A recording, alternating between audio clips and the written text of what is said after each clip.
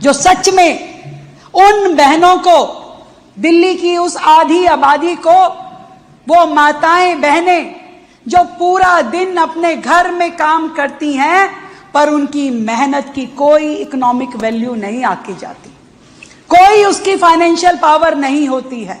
वो महिला पूरा घर संभालती है, समेटती है, पूरे परिवार का ध्यान रखती है, अपनी बची कुची सेविंग्स को जोड़ते जोड़ते जब परिवार पे कोई कष्ट आता है, कोई तकलीफ आती है, तो सबसे पहले वो महिला अपनी जमा पूंजी निकाल करके बाहर लाती है और उस मुसीबत के समय परिवार को निकालती है।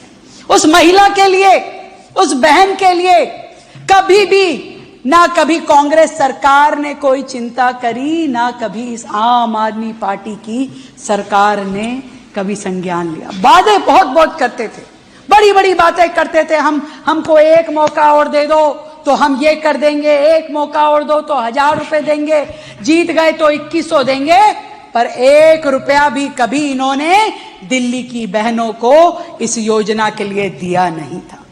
पहली बार कोई सरकार बड़ी हिम्मत के साथ में इस योजना को लागू करती है, जो वायदा किया था उस वायदे को पूरा करती है, जो संकल्प किया था उस संकल्प को दोहराती है और 5100 करोड़ रुपए का एक बड़ा अमाउंट दिल्ली की बहनों के लिए देती है। 17 लाख बहनों, 17 लाख बहनों का टारगेट हमने लिया है।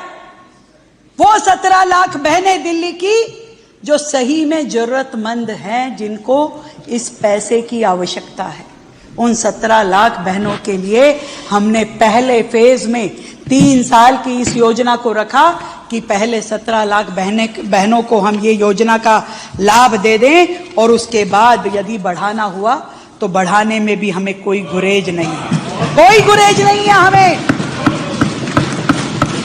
मैं एक एक सवाल का जवाब देना चाहती हूं।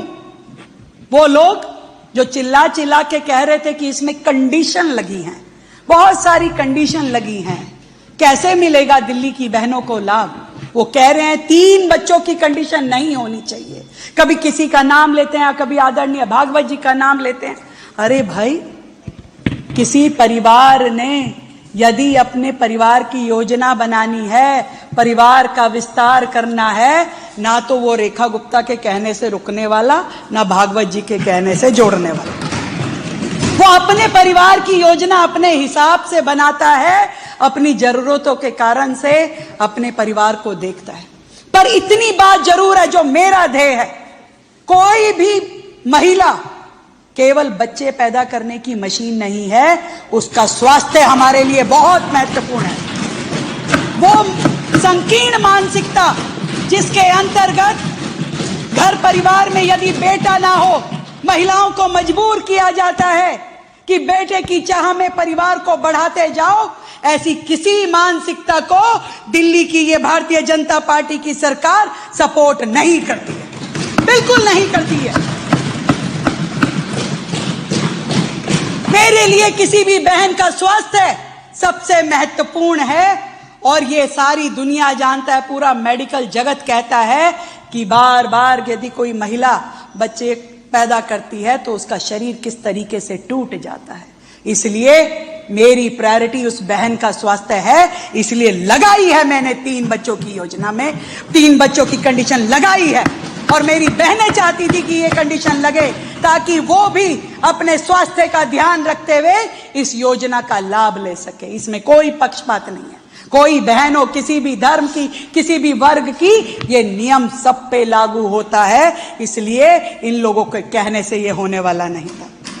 बात आती है कि डिजिटल वॉलेट में दिया गया है पैसा, 1000 रुपए हमने डिजिटल वॉलेट में दिया है और उसका 1500 रुपए एफडी में सेव किया है। ये बहुत सोच समझ के बनाई गई पॉलिसी है ताकि बहनों को घर खर्ची के लिए उसके हाथ में पैसा भी रहे और वो जो 1500 रुपए उसके रिकरिंग डिपॉजिट में जमा होंगे, जब एक मुश्त 3 साल के बाद मिलेगा एक बड़ा अमाउंट, लगभग 60,000 रुपए, यानी ब्याज समेत वो पैसा जब हम अपनी बहन को देंगे तो वो उसके लिए रोजगार के लिए, व्यापार के लिए, बच्चों की पढ़ाई के लिए, या हो सकता है जिस एक इच्छा को वो दाबती चली आई न जाने वर्षों तक की, शायद मैं अपने लिए कोई गहना बना लूं, वो इस पैसे से ये काम कर पाएगी। इस पैसे से वो ये काम कर पाएगी जब उसको मजबूत पैसा मिलेगा, एक मुश्त पैसा मिलेगा। और 1000 रुपए हमने डिजिटल वॉलेट में दिए हैं। अब ये कह रहे हैं दिल्ली की महिलाएं कैसे करेंगी,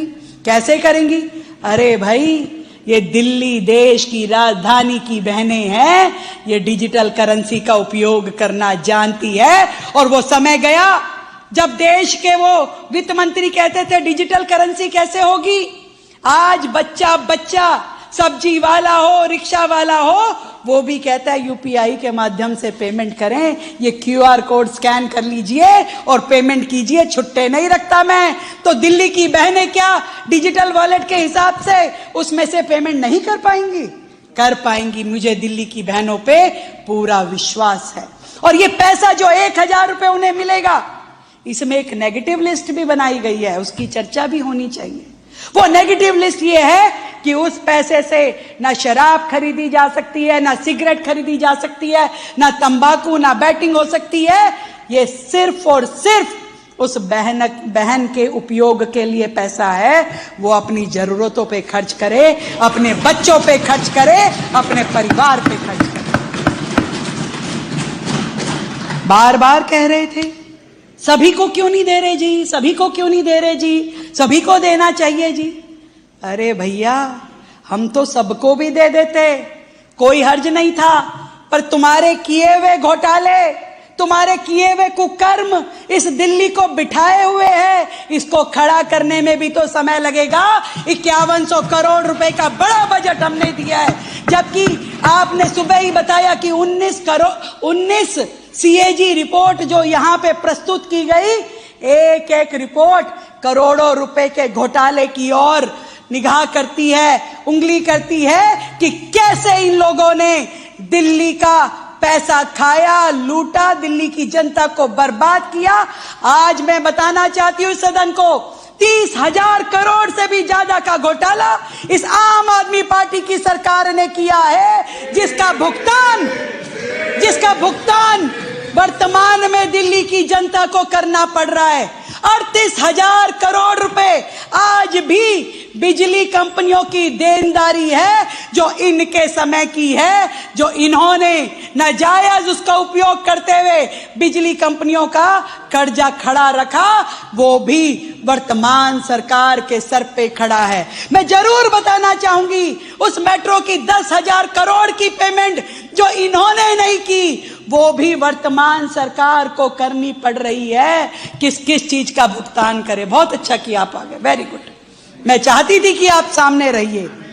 और इसके अलावा जो एक्सप्रेसवे इनके समय में केंद्र सरकार ने बने, उसमें भी दिल्ली राज्य का शेयर जो है वो आम आदमी पार्टी की सरकार ने नहीं दिया, वो भी हमें देना पड़ रहा है। घोटालों की श्रृंखला अगर बोलूं तो घोटाले सुन सुन के थक जाएंगे। शीश महल घोटाला, शराब घोटाला, क्लासरूम घोटाला, आर्बिट्रेशन घोटाला, ट्यूशन फीस घोटाला, हॉस्पिटल घोटाला, जीएसटी घोटाला, ई-वे बिल घोटाला, सब्सिडी घोटाला, एडवर्टीजमेंट घोटाला, घोटाले ही घोटाले।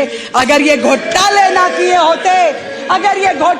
किए होते तो आज दिल्ली की हर एक बहन को ये 2,500 रुपए देने की क्षमता दिल्ली सरकार की होती। अभी तो 17 लाख बहनों को जो कहा है वो कर रहे हैं और करके रहेंगे। आप कहते हैं कि बस की बात कर रहे थे, बसों में यूपी की, बिहार की, बाकी राज्यों की बहनों की क्यों मना कर दिया है जी? दिल्ली की बहनों के लिए पिंक कार्ड बन रहे हैं। भैया, ये आप लोग थे जो दिल्ली में रह के, देश की राजधानी में रहते हुए देश की राजनीति करते थे। पूरे देश में सत्ता चाहिए थी आपको, पैसा दिल्ली का, दिल्ली के लोगों की गाड़ी मेहनत की, खून कमाई का, और राजनीति पूरे देश की। हम नहीं करते ये काम। हम तो दिल्ली की जनता का पैसा दिल्ली में ही लगना चाहिए, दिल्ली के लोगों को ही उसका लाभ मिलना चाहिए, हमें नहीं करनी बाकी राज्यों की राजनीति। इसलिए दिल्ली के टैक्स पेयर का पैसा कहीं और हम खर्च नहीं कर सकते, हमारी जवाबदेही है। तुम्हारी जवाबदेही नहीं थी, इसलिए आप जो मर्जी कर सकते थे। बात हो रही थी कि फॉर्म आ रहे हैं। मैं एक तो सबसे पहले ये बताना चाहूंगी अभी का डाटा कि 5,92,406 रजिस्ट्रेशन अभी तक हो चुके हैं। 5,92,406। सोचिए 1 अगस्त को पोर्टल लागू हुआ था और आज आपकी 10 तारीख है। मात्र 10 दिन में लगभग 6 लाख रजिस्ट्रेशन। दिल्ली की बहनों में कितना उत्साह है। हमने 17 लाख की अभी लिमिट रखी है। 17 लाख बहनों को जब तक हम ये 2,500 रुपए नहीं देंगे तब तक रजिस्ट्रेशन पोर्टल रुकेगा नहीं। लगातार कितने भी दिन लगे, बहनों को खुली छूट है कि वो आराम से रजिस्ट्रेशन करें। 17 लाख बहनों को कम से कम हम इस वित्तीय वर्ष में जरूर उनको 2,500 रुपए देंगे। और ये जो लोग हैं यहां आके तो रील बना रहे हैं कि भी हम अपना विरोध दर्ज कर दें। हिम्मत है तो अपने क्षेत्र में जा करके वहां साइन करने से मना करके दिखाइए। हिम्मत है तो साइन करके मना करके दिखाइए, तब मालूम है कि आप उन महिलाओं को क्या जवाब देंगे। अभी तो थोड़ी बहुत महिलाएं आपके घरों पे प्रदर्शन करने आई है ना। आप लोगों का घर से बाहर निकलना मुश्किल हो जाए तो आप मुझे बता दीजिएगा विधायक जी, आप में हिम्मत है तो साइन करना। पर एक बात जरूर कहूंगी, जो माननीय विधायक जी यहां बैठे हैं, अध्यक्ष जी आपके कैसे कैसे इशारे करते हैं लोगों को ये है। और देखिए विधानसभा में भी जब बैठते हैं साइन करने के लिए, अरे भाई हाथ जुड़ा लो। महिलाएं आ रही हैं साइन कराने, कपड़े पहन के तो बैठो, कपड़े पहन के तो बैठो। साइन कराने के लिए महिलाएं आ रही है, कहो तो साइन बंद करवा दे तुम्हारे ऐसे हाल में। अरे ऐसे हाल में ये देखिए अध्यक्ष जी बताइए, ये